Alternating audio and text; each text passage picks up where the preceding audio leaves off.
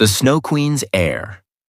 Long ago, in a kingdom carved of ice and ancient magic, nestled high in the unforgiving mountains of the north, there reigned a queen whose beauty was as cold as the frost that lined her silver halls. She was the Snow Queen, a being of great power and solitude, who ruled with a heart encased in glacial silence. Her eyes sparkled like frozen stars, and her touch could still the beating of a hummingbird's wings. Yet beneath the chill of her rule, there stirred a secret: the future, her heir, and the thaw of a forgotten warmth. The Snow Queen had ruled for centuries, unchanging and untouched by time. Mortals had long since abandoned their efforts to understand her, calling her a spirit of winter, a deity, a curse. But she was no god. She was once a girl, blessed or cursed, by an ancient relic, the mirror of eternal reflection. When shattered, it had pierced her heart, freezing her emotions and bestowing immortality, but at the cost of love, laughter, and sorrow. One winter's eve, beneath the light of the blood moon, a child was left at her palace gates. Swaddled in furs and humming with latent magic, the babe was unlike any mortal. The Snow Queen regarded the infant with a cool curiosity. She had not called for a child, yet here it was. She named him Heir, after the first wind of winter, and raised him not with affection but with purpose. He was to be the perfect heir, wise, strong, and untouched by the folly of mortal hearts. Heir grew in the crystal corridors of the Ice Palace, schooled by wind spirits and flame wisps captured from the far reaches of the world. Though the Snow Queen never spoke of love, Heir felt a presence in her silences, an aching hollowness he could not name. He excelled in all she taught him: sorcery, diplomacy, the language of snowflakes. But he longed for something more: a whisper of laughter, a flicker of warmth. Dreams haunted him, dreams of firelight and lullabies, of a woman's voice calling him from a place beyond the ice.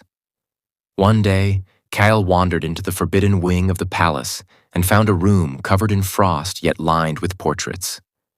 There, beneath the weight of centuries, hung images of a young woman with eyes like his own, smiling beside a man cloaked in furs, a family immortalized in paint. The Snow Queen entered, and for the first time, Heir saw a crack in her composure. She told him of the mirror and the curse, of how she had once been human.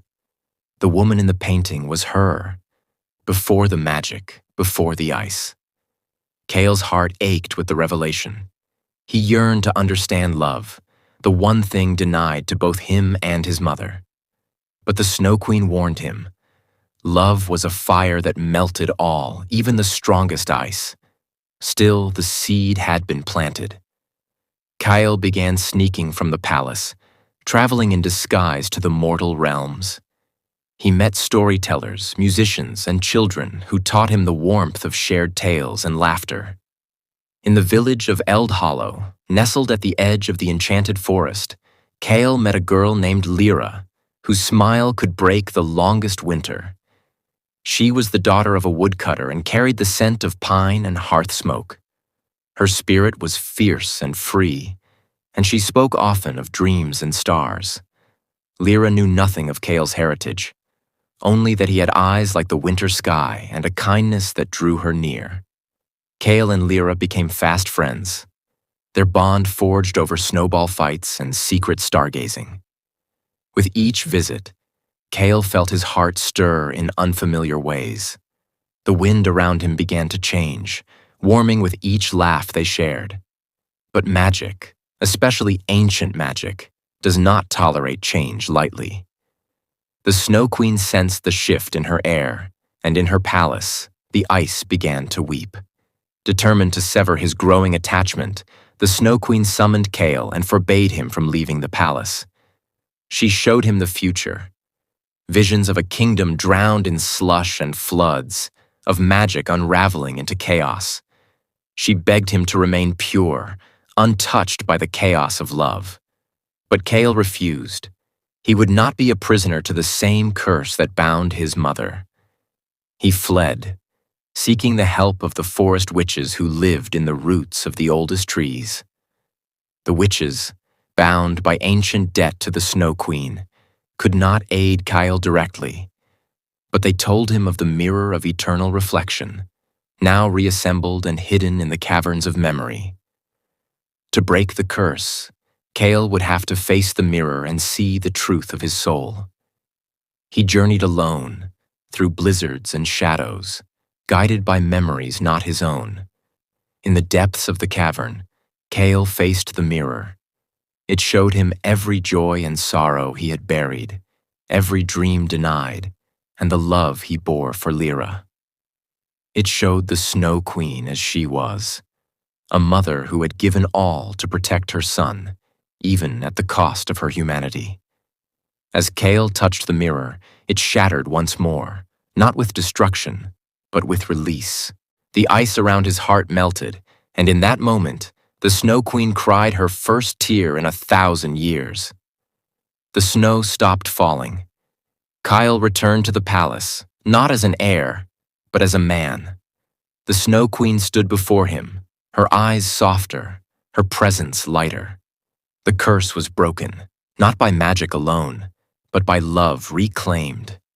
The palace of ice became a sanctuary of crystal and song, where winter was no longer feared but celebrated. Kyle and Lyra were wed beneath the aurora, watched by spirits and stars. Together, they ruled not with cold might but with warm wisdom, uniting the frozen and the free.